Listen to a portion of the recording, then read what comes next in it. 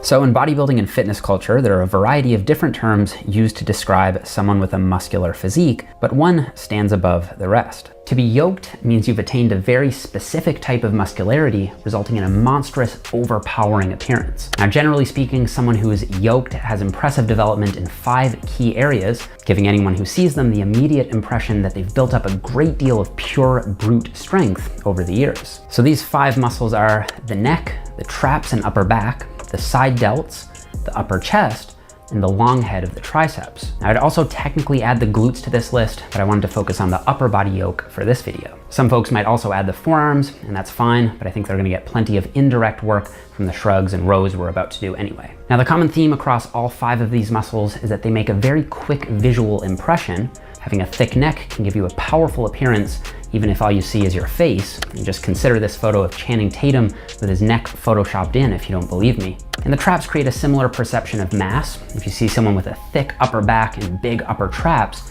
it immediately tells you that, yeah, that person can most likely pick some heavy weight up off the ground. Now, the side delts also give that broad-shouldered look. The upper chest shows thickness and taper from the side, and the long head of the triceps adds a lot of mass from the back when the arms are down and from the front when the arms are raised up. So in this video, I want to take you guys through the ultimate yoke workout based on my experience and what the scientific evidence has to say. So at first, we're starting with the neck. We're doing this because I think of the neck as the calves of the upper body. It's usually just tacked on at the end of the workout, if not totally skipped.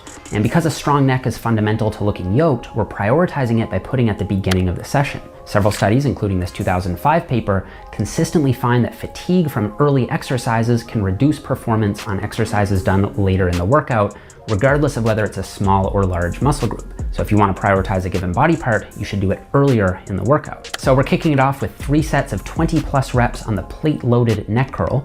Here you'll want to use some kind of toque or beanie to protect your forehead and position the plate so the center lies directly on your forehead. You can start with a 5 or 10 pound plate, but most people should be able to get to the 35 or 45 pound plate within their first few months of hitting neck consistently. The thing I've been doing lately is just auto-regulating my reps according to RPE, because with neck work, you shouldn't be overloading the cervical vertebrae too heavily. You'll mostly be working in higher rep ranges, meaning it's important to get reasonably close to failure to get enough so-called effective reps in. So I'll take my sets somewhere between 20 to 30 reps, stopping once I think I've only got 1 or 2 reps left in the tank with good form. And just for the sake of time, we're gonna be supersetting these with 3 sets of 15 on the cable neck extension using a head harness. Now, I've talked about the neck flex in other videos, and I think it's great for training both flexion and extension in a variety of different ways, including cables, bands, and free weights. And of course, it makes hitting your neck at home really easy as well.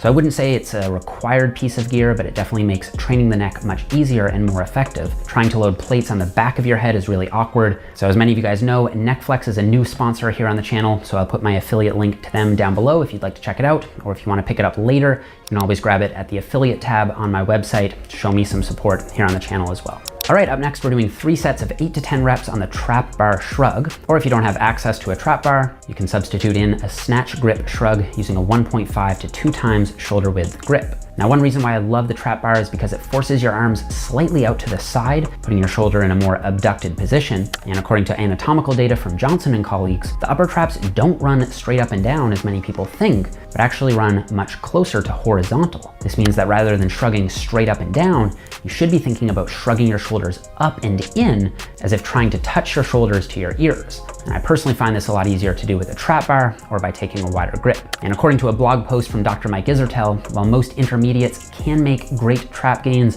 with no direct trap work at all, most people respond best to 12 to 20 weekly sets on average. And he also mentioned that following up a set of shrugs with upright rows can really destroy the traps. So up next, we're doing 3 sets of 15 to 20 reps on the rope upright row. Now, a lot of people in my comments get up in arms about the upright row, despite the fact that the best evidence on the exercise clearly indicates that the upright row can be a safe and effective exercise, especially when modified properly. Now, generally, I recommend stopping somewhere around the point where your elbows reach shoulder height, which is going to reduce impingement risk. However, when using the rope, you're granted much more freedom about the shoulder joint than what a barbell would allow. So I personally have no issue with getting in a little extra squeeze at the top by shrugging my shoulders up. And I feel my traps so much better doing them this way. Of course, we're also going to be hitting the side delts to a large degree here, as we're not only elevating the scapulae, but also abducting the shoulder. So I think this is a great yoke builder as it effectively targets 2 muscles on our list. All right, now that we've got a solid upper trap and neck pump going, we're gonna smash the upper chest and triceps using the close grip barbell incline bench press for 3 sets of 10 to 12 reps. And we know from biomechanical data that the upper pecs have remarkable leverages for shoulder flexion.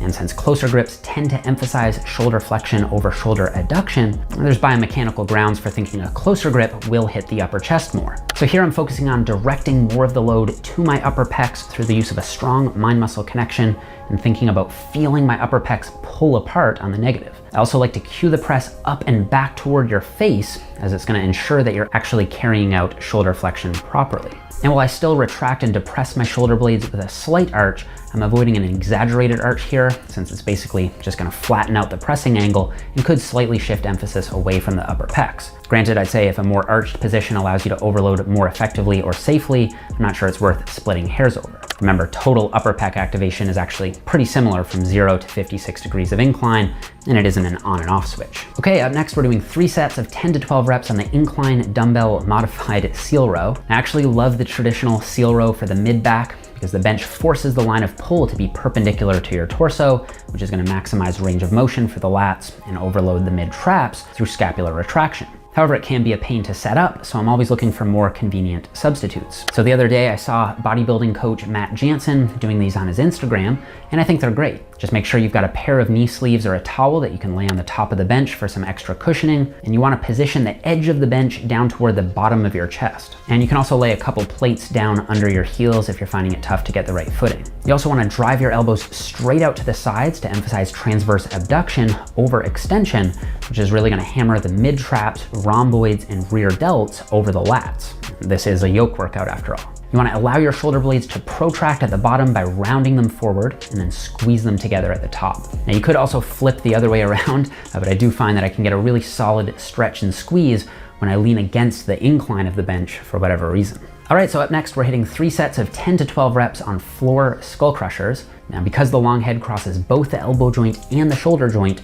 it can perform both elbow extension and shoulder extension. So to maximize on its biomechanical potential, we want to load the weight back in an arc rather than straight down to the forehead. I also like to use a more constant tension approach with this movement, as one 2017 study found that training in the mid-range while keeping constant tension on the triceps led to nearly twice as much hypertrophy as training through the full range, where tension is lost at the top. And even though there were potential issues with relative loading between the groups in this study, a Mass Research Review article noted that a nearly 2-fold increase really jumps off the page, limitations aside. Now the reason we're doing these on the floor is that you'll be able to overload a bit heavier since the starting position is a bit higher, and you won't need to worry about dropping the bar off the edge of the bench if you did happen to fail a rep. But if you find the bench more comfortable, that's perfectly okay as well. And lastly, we're rounding out the workout with 3 sets of butterfly machine lateral raises to an RPE of 9. Now generally I'm working in the 15 to 20 rep range on these, but again, I'm not really counting the reps. I'm just going until I think I could probably get 1 more rep. And here you want to keep the shoulder in a neutral or slightly internally rotated position, raising the arms straight out to the sides. And then as you get to the point where your arms are parallel to the floor, externally rotate your arms and squeeze your traps to complete the top part of the range. So at the bottom, have your pinkies slightly up, and then as you clear parallel, point your thumbs up toward the ceiling. And how high you go is going to depend on your comfortability with the movement.